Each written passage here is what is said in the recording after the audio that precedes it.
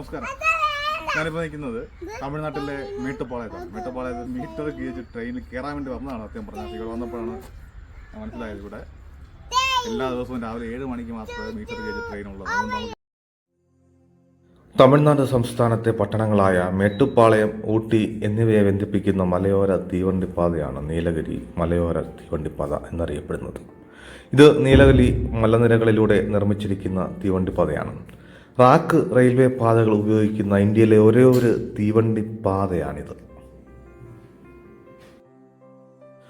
യുനെസ്കോയുടെ ലോക പൈതൃക പട്ടികയിൽ ഉൾപ്പെട്ടതിനാൽ പൈതൃക തീവണ്ടി എന്നും അറിയപ്പെടുന്നു. മണിക്കൂറിൽ ശരാശരി 10.4 കിലോമീറ്റർ വേഗതയിൽ മാത്രം സഞ്ചരിക്കുന്നതിനാൽ ഇന്ത്യയിലെ ഏറ്റവും വേഗം കുറഞ്ഞ തീവണ്ടിയാണിത്. സമുദ്രനിരപ്പിൽ നിന്ന് 330 മീറ്റർ ഉയരത്തിലുള്ള മേട്ടുപ്പാളയത്ത് നിന്ന് 46 കിലോമീറ്റർ അകലെ സമുദ്രനിരപ്പിൽ നിന്ന് 2200 മീറ്റർ ഉയരത്തിലുള്ള ഊട്ടിയിലേക്കാണ് ഈ വിനോദസഞ്ചാര തീവണ്ടി സഞ്ചരിക്കുന്നത്. 4.5 മണിക്കൂറാണ് സഞ്ചാര സമയം. ലോക പൈതൃക സ്മാരകങ്ങളിലൊന്നായി ഇതിനെയും ഡാർജിലിംഗിലെ ഹിമാലയൻ റെയിൽവേയും യുനെസ്കോ തിരഞ്ഞെടുത്തിട്ടുണ്ട്.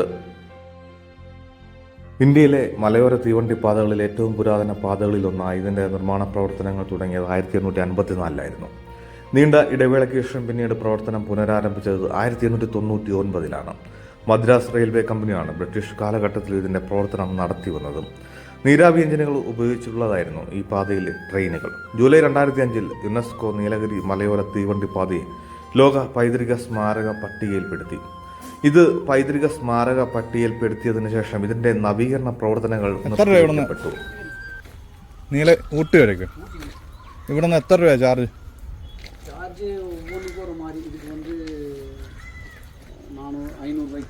അഞ്ഞൂറാ? ஒரு கோச்சுக்கு வர மாதிரி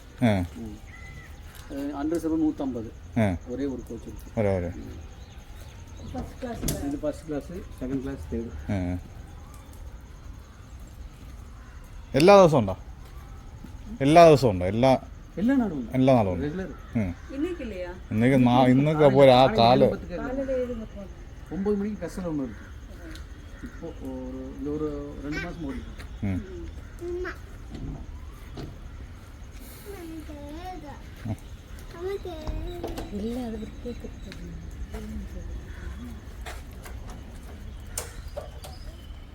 ഓപ്പണാക്കി കാണിച്ചോ? ഓപ്പണാക്കി കാണിച്ചു.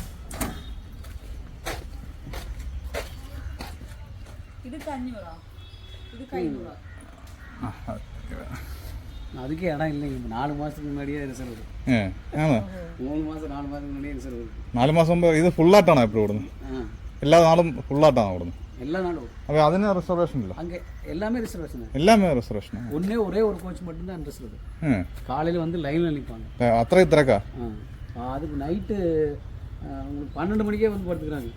நைட்டு 12 மணிக்கு ஒரு கோச், ஒரு 50 சீட்டு இருக்குன்னு, ஒரு 40 50 அதுக்குள்ள. அடுத்த மாதமெல்லாம் இப்போவே கன்ஃபார்ம் ஆகிடுங்க. அதெல்லாம் இப்போ 1 மாதம் 2 மாதத்துக்கு முன்னாடியே எல்லாம் ரிசர்வ் பண்ணிடுறாங்க.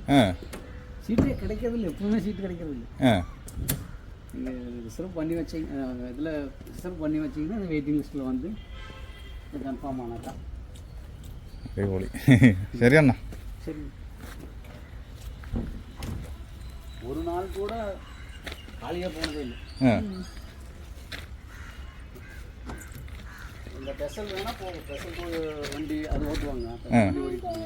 அது வேணால் இப்போ அது 2 സർവീസ് ആക്കാത്ത എന്താ? இப்போ பெசல் ஒன்று போகும். இது நார்மல் ரேக் ஒன்று போகும். எப்பவுமே நார்மல் 7 மணிக்கு, அது 9 மணிக்கு. 9 மணி.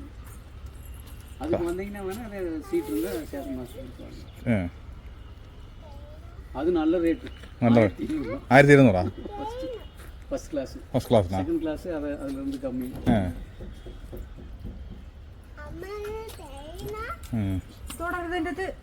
அதே ஃபுல்லாகிருந்துங்க எப்போவுமே. ஒரு நாள் கூட காலியாக போகும்போது சீட்டு காலியாக போனதே இல்லை, ஒரு சீட்டு கூட.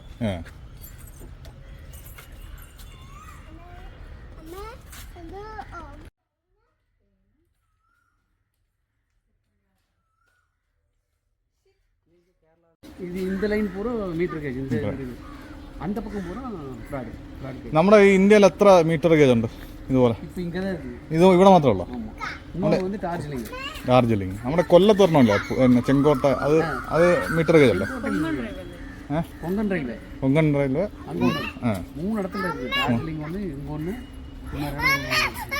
പുനലൂർ അതല്ലേ? ஏதோ ஒரு இடம் சரியா തെങ്കാശി, പുനലൂർ, ആ ഒരു മറ്റേ ചെങ്കോട്ട വഴി இல்லை അല്ല. எல்லாம் எடுத்துட்டாங்க. അത് നിർത്തിയോ? നിർത്തി. எடுத்துட்டாங்க. അപ്പോൾ ശരിയാണ്. ആ പോവാം അമ്മ, പോവാം.